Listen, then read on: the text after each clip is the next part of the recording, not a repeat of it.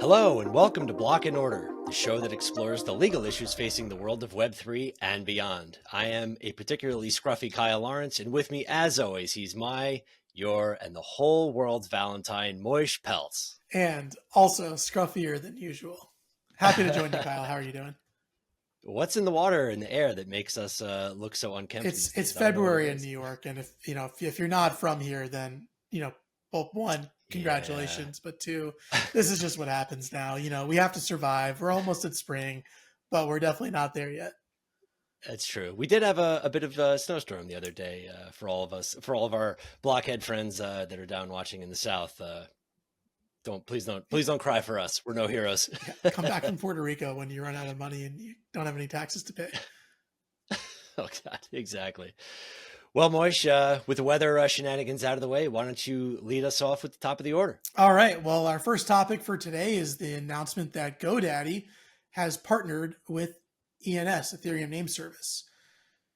The two partners announced that they reached an agreement in which GoDaddy would allow all of their users, that is domain owners on GoDaddy, to link their internet domains to an ENS address for free. So they set up the smart contracts in the back end, allowing for very low or near gasless transactions to happen, where GoDaddy can actually basically sponsor those transactions, and people can link a .com, a .io, a .xyz to an Ethereum wallet in the same way they would link a .eth name to an Ethereum wallet. So this announcement comes while ENS is still in court litigating with GoDaddy separately about the eth.link domain name. So it's a little bit of a interesting partnership on that respect, but nonetheless, here now we have universal use of domain names with ENS.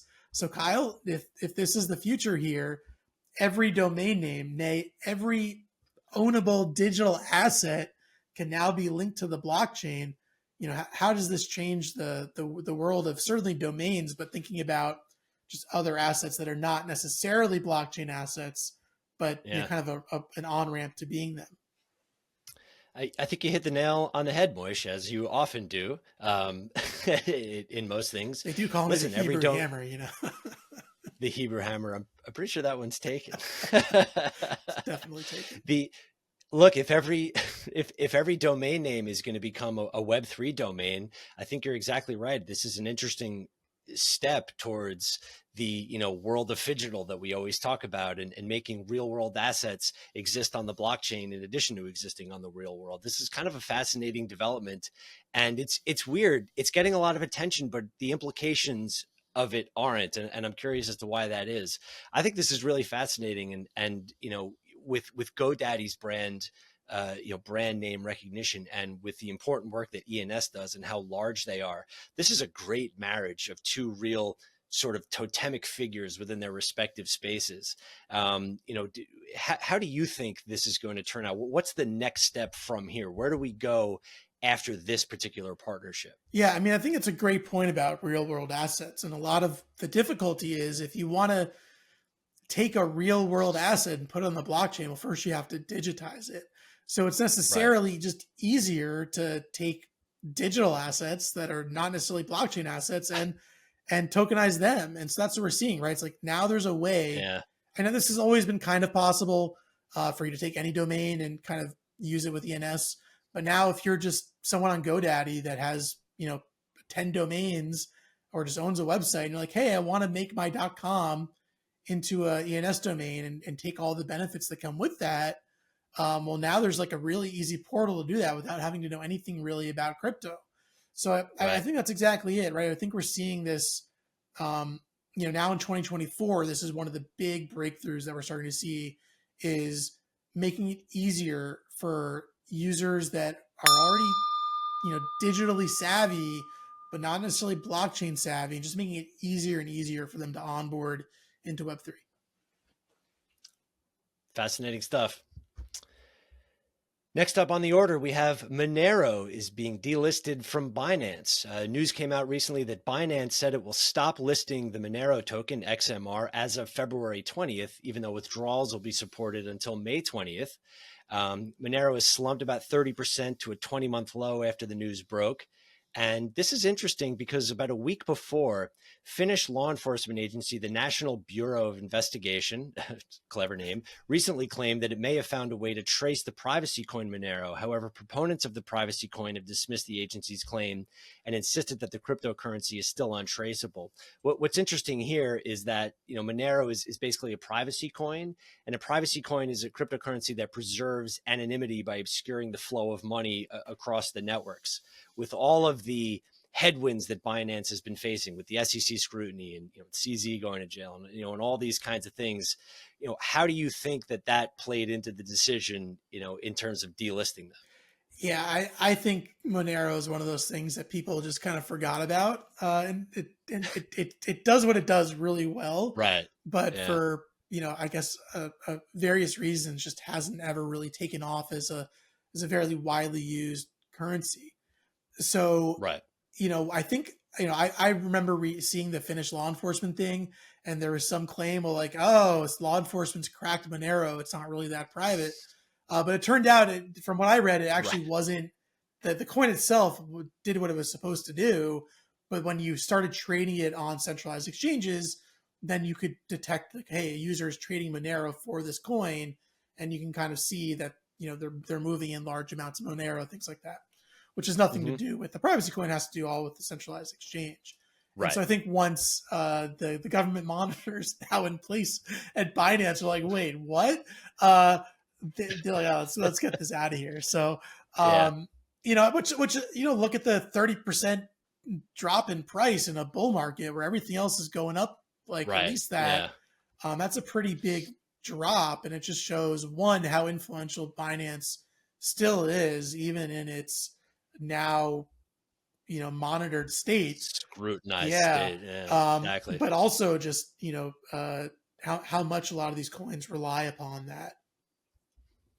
Oh, 100%. And not that, not to pick on Monero, just to be clear, Aragon, Multichain, and Vi were also dropped from Binance. And this is not the first time Monero has in fact been delisted. Last year, OKX delisted them. Yeah, They've been, Kraken got rid of delisted them. from other exchanges. Not that, The yeah, exchanges don't like the privacy coins because when they're right, trying to exactly. show Yeah, that we're being compliant and we don't allow money laundering and we do KYC checks, right. and then it's like, well, where's the money coming? But look, I think when Absolutely. you Yeah. think about the ideals of personal privacy and financial freedom and all these great things, that's what Monero stands for. And there's other privacy coins, but this is just the example we're talking about today. But I think it's a very Right. virtuous use case for this technology.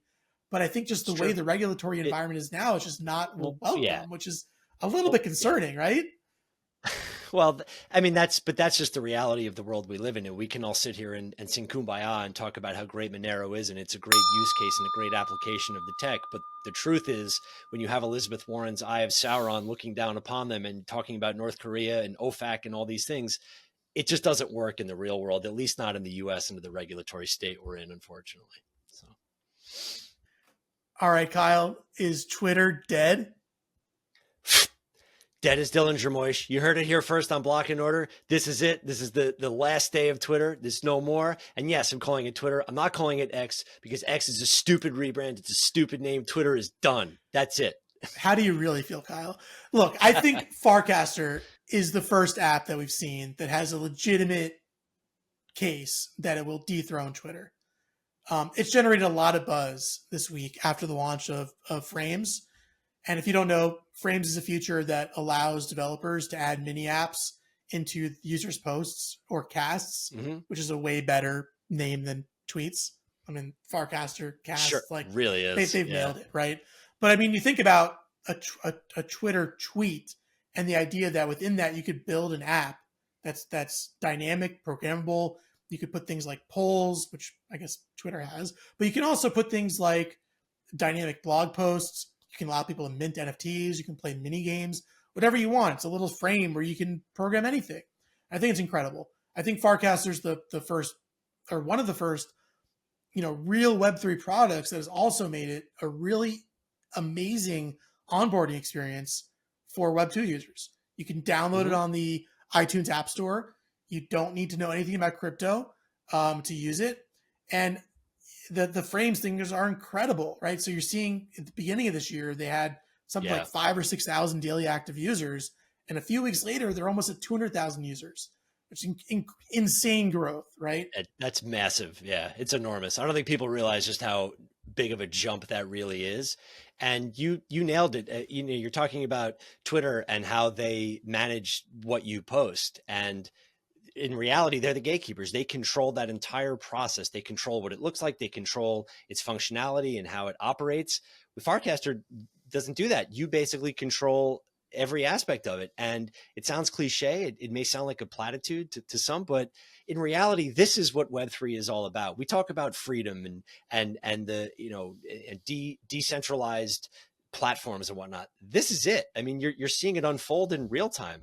I love this. I think this is fantastic, and not just because I hate Twitter. Yeah, and you're seeing look, when Farcaster goes down because they have too many users trying to onboard, there's still an underlying protocol. Amazing. It's like Dan Romero, the CEO of Farcaster, is saying, "Hey, go use one of our competitors. Like, here's how to onboard to them." So it's incredible, and it's that portability of user data, of user experience. If you don't like Twitter, you can't take all your tweets and your timeline and go elsewhere. Your whole social network, just like in Facebook, just like in all these other closed-end social media platforms, is stuck on that platform. But this is a complete, this flips the model, right? It's all public data. And if you want to go to a different client, you don't want to use Farcaster, you can use something else. Now, I do think that makes a kind of a scary point, which is like all this data, once you put it out there, is like kind of out there. So I think, we got to also think about like the user privacy, data retention policies, things like that. Is there might be downsides there, and maybe nobody cares, but there's definitely pros and cons to both models. Sure. That's a tomorrow problem. Come on now. Before we go on to the next topic, can I ask you a question, Moish? Anytime, Kyle. What was a dumber rebrand? Twitter to X or HBO to Max? Oh, those are both two really dumb rebrands. Insanity. Oh, man. Yeah. I don't know.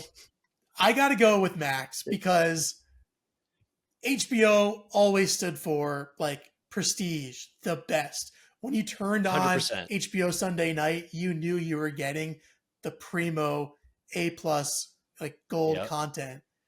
And Twitter was always like a dumpster fire. So like, but X, I don't know. I have to agree. Thank you for indulging me. But X.com, fun fact, is one of only 3 single letter .coms in the entire world. What are the other ones? I don't know. I think there's 3 of them. Oh, I don't know. It sounded there's good. 2 more. Have you ever heard of the Seattle 7? That was me. 6 other guys. All right. Time's a wasted. Prometheum, everybody's favorite, officially FINRA licensed exchange, recently announced that its first product is going to be, drumroll please, Ethereum, in the first step in an attempt to create a regulated path for cryptocurrency. The company's executives say the firm will follow with a number of other tokens before launching its trading operations, targeting other coins in the second quarter of 2024. And just for a little bit of background, Prometheum had received regulatory approval in 2021 to operate as an alternative trading platform, similar to a stock exchange, where users can buy and sell securities. That's an important distinction. The company went on to gain real widespread acclaim last year when they announced the first of its kind approval from FINRA, the Financial Industry Regulatory Authority, the industry that basically oversees SEC registered entities. So what's interesting here is that by picking Ethereum, the SEC has been kind of wishy-washy. It's not a security, is it? I don't know. But if they're a licensed broker people can sell and trade securities on their exchange, they pick something that's not a security. I don't. What are they doing? Well, first I want to correct the record. I think when they announced that they were launching what they were doing, it wasn't really a claim. I think it was like scrutiny they got. People started looking up their investors and things like that, right? Yeah. but it does seem like an odd choice to say, hey, we're a Right? securities exchange, and then your Right. first asset that you list is Ethereum. It's Yeah. like, well, like, why don't you go for the low hanging fruit of crypto securities? Or trade or Disney stock. I mean, like, come on, what are you doing? Right. Why don't we tokenize some real securities here? Um, yeah, I don't know. Like, what? I guess is this any? Can we read the tea leaves here and say, well, if they're doing this, maybe they have an inside line on the SEC's thinking, and maybe this is. I mean, you see Gary Yeah. Gensler this week is running around talk shows, and they're asking him, like on Right. CNBC, like, hey, so what are we going to do about all these Ethereum ETFs? And he's like, I'm not gonna, So Yeah. I don't know. What is this predictive, or is this just like, can we put anything into I that? I can't see how it's predictive necessarily, but it's going to create an interesting, the classic unstoppable force versus an immovable object. Because there's one of two outcomes here. Either they're going to prove the claims of the executives that crypto can be handled in the United States in a way that appeases the SEC and the securities watchdogs, or they're going to prove the naysayers right, who say you really can't do this in the United States. You're never going to meet the SEC's regulatory burdens, which are, a mystery to us all. So it's really tough. I mean, look, the SEC has always said famously, come in and register if you want to do business in the US. Well, Prometheum went in, registered, but what happens next is entirely unclear. I don't know if you can really force the Night King Gary Gensler to do anything. Nobody's been able to do that so far. I can't believe they have an inside track. I find this is really puzzling. Good for them for being like the Joker and throwing a chaos grenade into this whole thing, but I question the decision. Now that would be ironic if the SEC enforces against them for trading like non-securities. My God, I'm surprised it hasn't come out yet. All right, and our last topic for today, the announcement of Robotos. The artist Pablo Stanley apparently posted on Twitter that Robotos has had a good run and they are shutting down. So the Discord seems to have been turned off, and Pablo logged out of the Robotos official Twitter account. Now, apparently ceasing work on the project. This was a project that launched in August of 2021 and was near and dear to my heart, as I had one of the little Robotos, which we're going to put up on the screen here.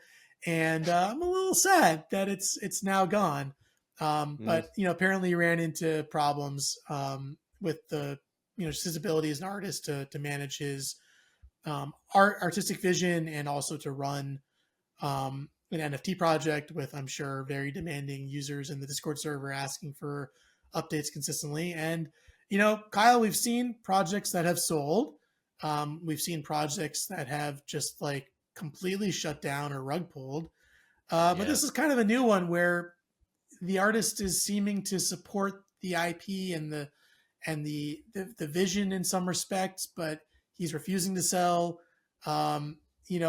What I guess what do we think of this approach?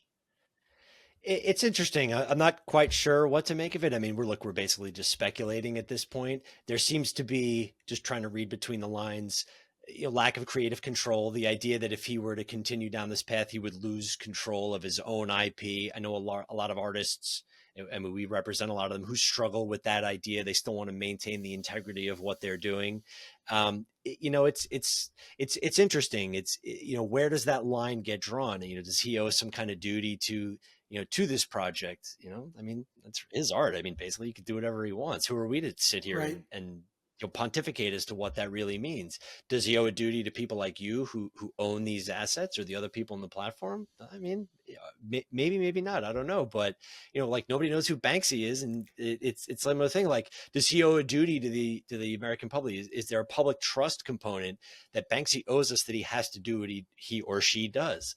It's just, I can kind of wax poetic about this for a while, and I'm not really sure what side of the fence I land on, to be honest with you. Well, yeah, it's an interesting way to think about it, though, right? Because if you compare Pablo Stanley, who is both the owner and the primary artist of the project, to some of these other projects where there's a team, but they're a business team and they hire artists off Fiverr or wherever else.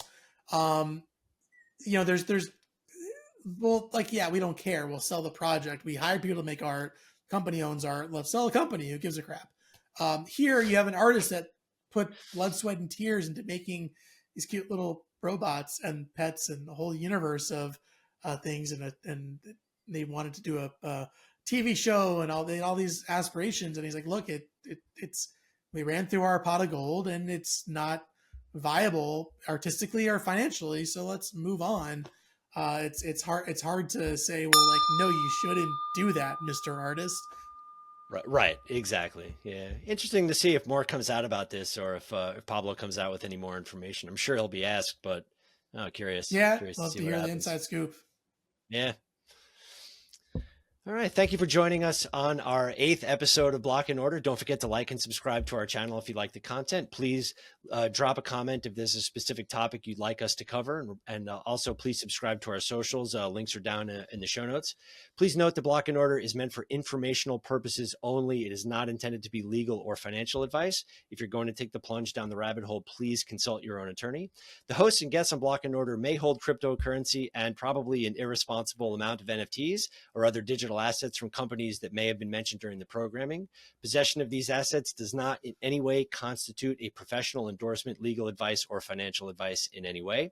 A special shout out to producer Abby. Without her, this show would absolutely not be possible. So on behalf of Block and Order, I am Kyle Lawrence. And I am Wish Peltz. All right, take care, everybody. Thank you.